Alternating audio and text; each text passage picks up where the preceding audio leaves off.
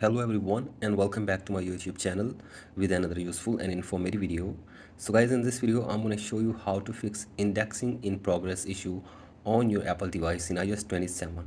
So guys, if you have updated your device to the latest version, that is iOS 27, and now you are facing this problem or this pop-up appears in the settings or in the notifications, here I will show you how can you fix it. So guys, for that you have to simply watch this video till the end. So guys, first of all, open settings on your device and then go to general, and from here scroll it below and go to iPhone storage, and from here you have to simply check your iPhone storage. If it is full, you have to simply delete some useless data from here. So guys, simply delete some useless data from your iPhone storage and go to apps and uninstall all those apps which are useless for you or which you don't use.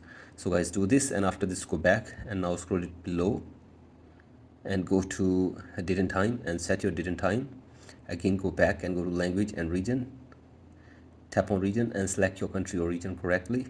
After this, go back and go to VPN and device management and make sure that there is no connected VPN on your device. So guys, do this and then go to transfer reset iPhone, tap on reset and reset network settings of your device for one time as well. So guys, do this, and after this give a force restart to your device for one time as well. So guys, for that, press and release the volume up button and then down and keep holding the power button until your device force restarts. So guys, do this and check if the problem is fixed or not, and if the problem is still there, then go to support app, and from here you can get any kind of support from the Apple team regarding this issue. So guys, you have to simply make an appeal for this problem to the Apple team, and they will review it and they will hopefully try to fix this problem for you within 24 hours. So guys, hopefully after this your problem will be fixed. So guys, that's it for today's video. Hope this video helps you. Please like and subscribe to my YouTube channel as well. Thank you.